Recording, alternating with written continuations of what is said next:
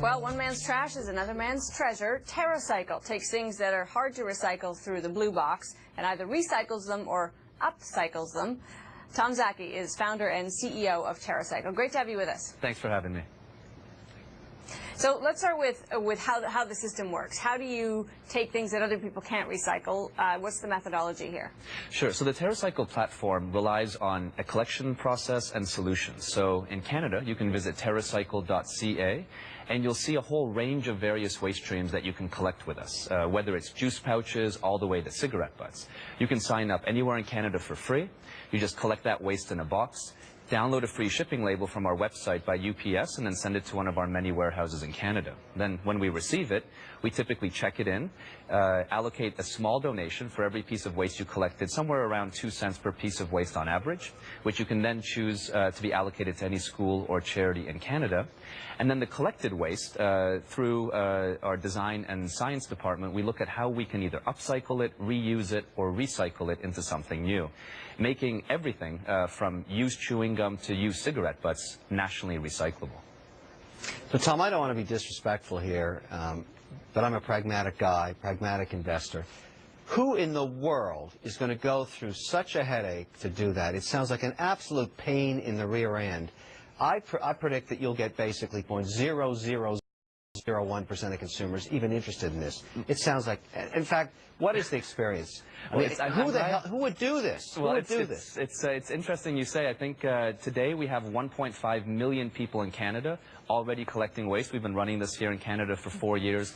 And we also operate TerraCycle in 23 countries around the world, primarily in the Americas and Europe, a little bit in the Middle East. And in all markets, whether it's markets that have emerging recycling like Argentina to markets that are very developed recycling systems like Sweden or Germany, we see millions upon millions of people actually doing this. Now, I agree with you.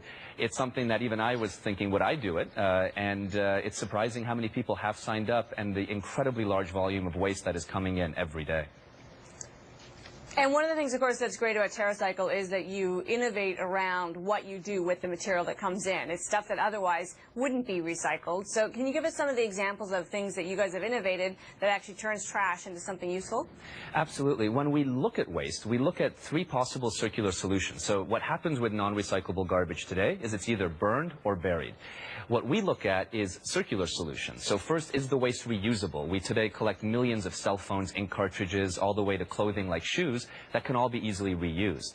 Now, if reuse is not possible, which is only about 1% of the waste we collect, we look at is upcycling possible. That's where you would take Kool-Aid juice pouches and sew them into backpacks for sale at Walmart, or make cookie wrappers into kites, and so on and so forth.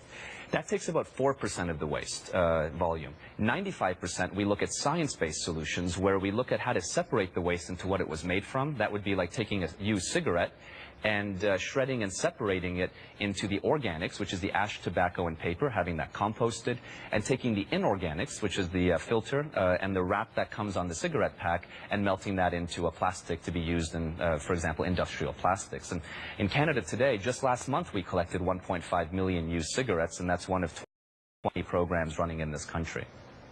Can you make any money doing this? Because ultimately, in the long run, that's all that matters. Well, I would first respectfully disagree with you that I don't think money is all that matters. Now, we are a $20 million business employing 120 people around the world. I personally, as the chief executive of this business, really don't focus that much on profit. I'm more focused on keeping the company at a positive break-even point.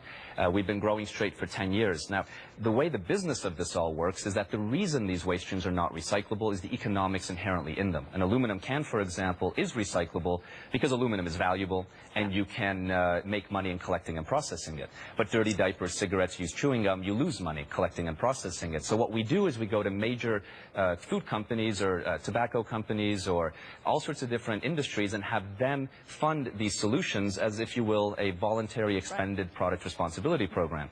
And that allows them to be able to take a step forward in greening their packaging, allowing it to be recyclable before legislation forces them to do so.